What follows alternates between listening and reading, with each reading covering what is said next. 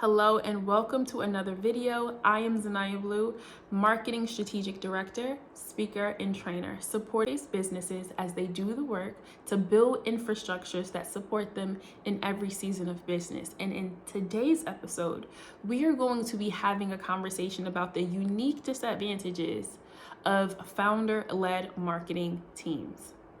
This is going to be kind of like a bit of a delicate fine line, because one thing that I appreciate and respect is that many founders are not native marketers.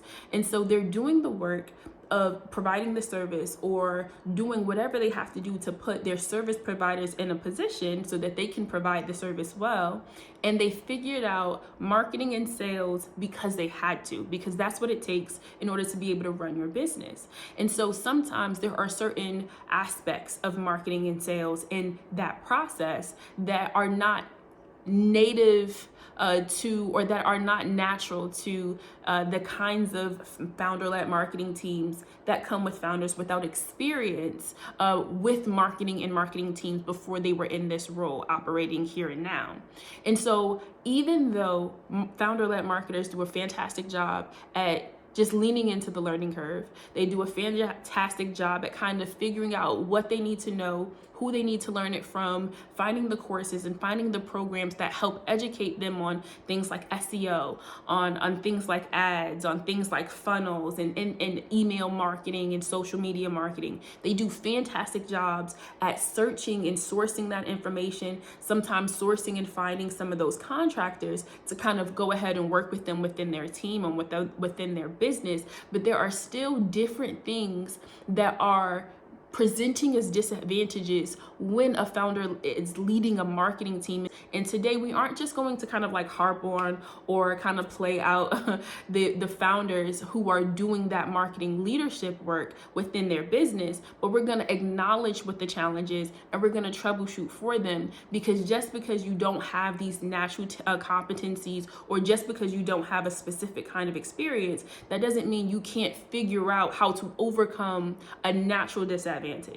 And so that's what we're getting into today. Whenever we're talking about marketing, or whenever I find myself speaking with founders and they want insight and they want perspective, there tends to be a goal or a desire to kind of look at this piece of the marketing funnel or this piece of the marketing process and kind of resolve that piece. So if we're working on a specific campaign, it's like, okay, what is it that I need to know about ads? What is it that I need to strategize about ads? There isn't always this marketing continuity that looks at the entire marketing machine for the business, or looks at the entire sales machine for the business and kind of leans in problem solving from the top down. There's usually a desire to kind of pinpoint a specific solution and kind of start solving problems from the inside out. And what it ends up doing is it makes it more expensive to build out that marketing machine. It makes it also a little bit more disjointed as well, because instead of looking at marketing like a larger project where you're kind of building out different wings of this project, or building it out in different phases, we're looking at marketing as if it's task oriented, as if you could kind of get somebody to create the graphic and get somebody to create the copy and then get somebody to post it, and now all of the marketing is done. Whereas now we're not having a conversation about who the target market is. We're not having a conversation about what their problems are. We're not having a conversation about what their channels are that they're using to kind of find different solutions that help them meet their problems. We're just looking at the most popular platform. We're looking at what it is we need to say to sound attractive, and we're not thinking in more detail or more strategically about the marketing that we're doing.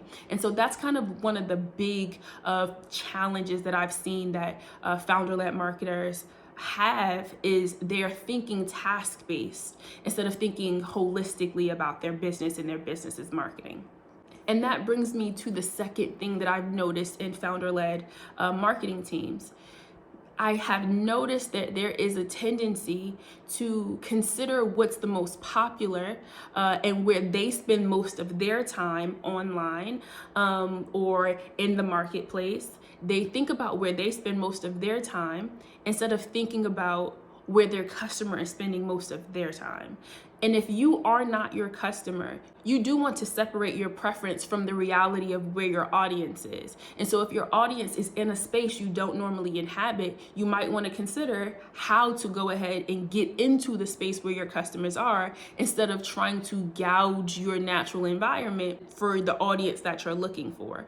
And so if I were to give you an example of that, if your audience is actually on LinkedIn, but for all of your years you've kind of consumed content on Instagram, even though you're comfortable on Instagram and even though you're familiar with Instagram, if it's more strategic and it's more efficient and effective to market on the LinkedIn platform, you might want to lean in to marketing and serving in that area, in that arena, because it's going to be better for your business. But if we're kind of just looking at where all your friends' businesses are, if you're looking at specific gurus and they're talking about just that one platform and strategy on just that one platform, you're going to be very likely to choose the platform you're more familiar with versus choosing a platform that's more appropriate for your target market.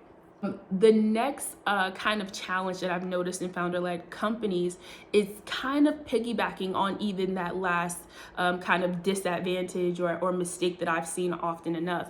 And that is kind of not leaning on their core competencies and their core superpowers as it pertains to marketing as well. I am one of the people who, as much as I love writing is not always the most efficient way for me to communicate something to my audience. Sometimes I want to be more personable. And so I want to have a podcast episode where I'm, speaking, and I'm kind of speaking from my perspective and speaking from my experience. And then sometimes I want to give you 5 quick tips, and that seems like that's more appropriate for YouTube. Whereas my podcast might be where I tell longer stories or invite people to come and have conversations with me.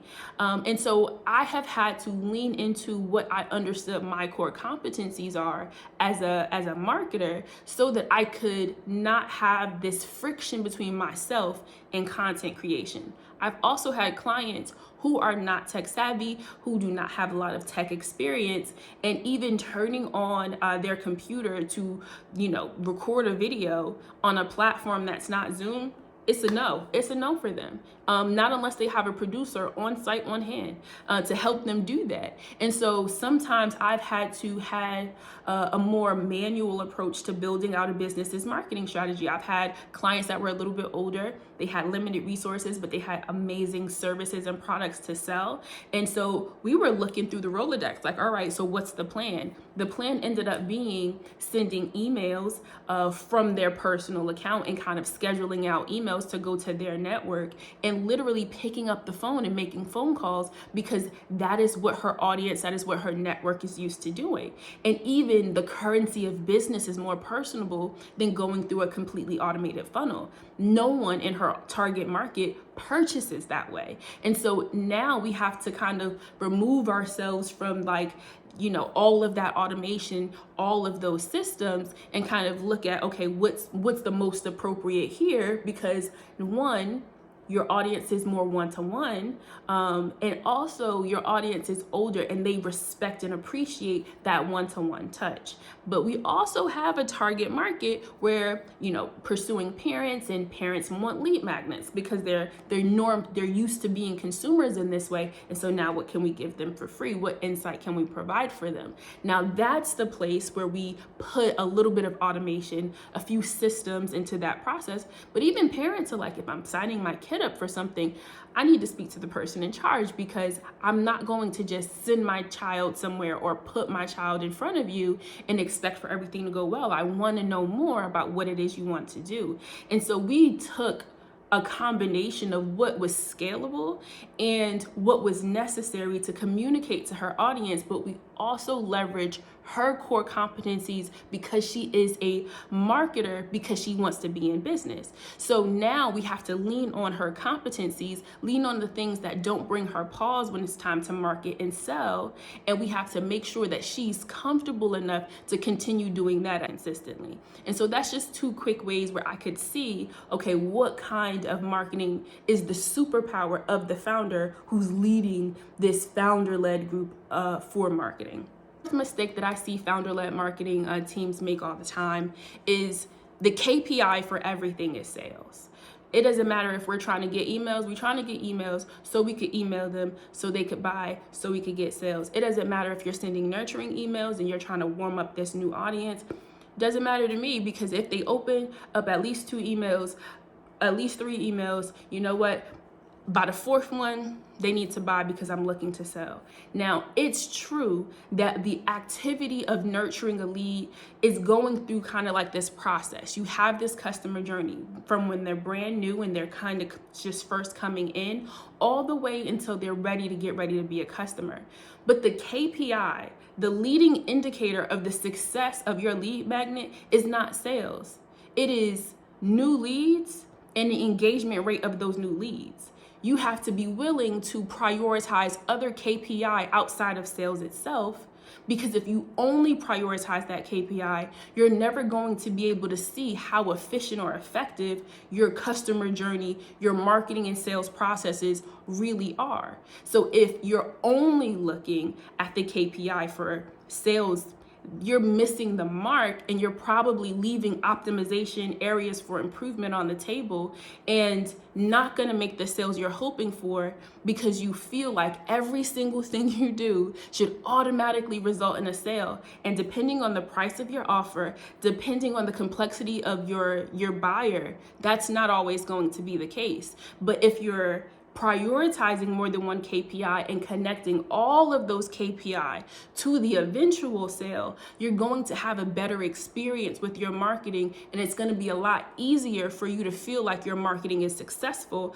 because you understand that this is a process that you are walking your customer through.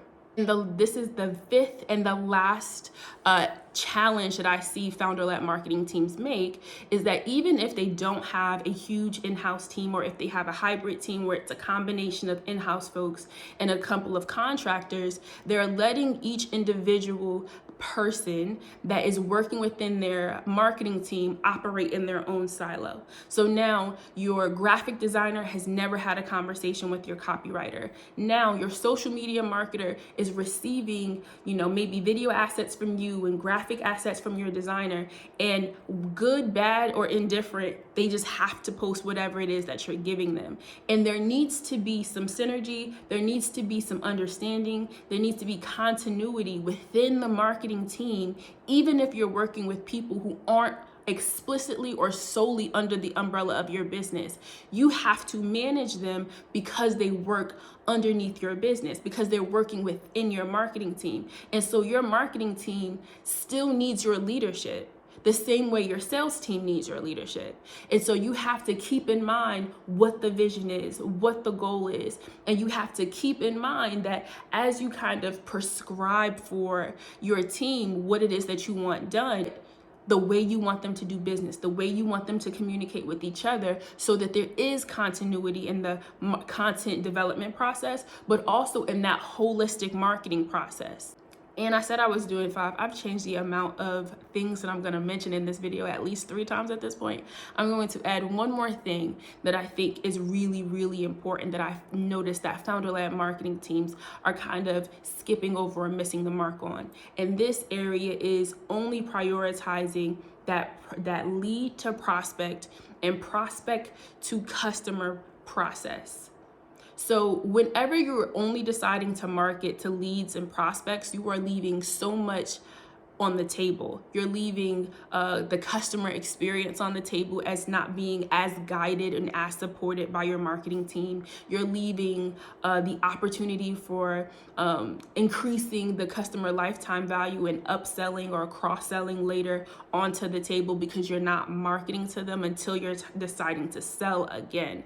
And when you are dealing with your customer especially, you want to be in enough constant communication that they're not expecting you to sell another thing every time you show up professionally for them, because it starts to get old. It starts to get redundant. It starts to feel like, I know why you showed up all prim and proper and all dressed up. You're ready to sell me another thing, but I haven't seen you in this way, in this light, in this presentation, presenting value since the last time I bought something. And so you want to make sure that you are building a trust-based relationship with your audience by not only showing up and communicating with them when it's time to buy, because there's a lot that you can do, a lot of value you can communicate when you are engaging consistently, not just with your leads and not just with your prospects, but with your customers as well.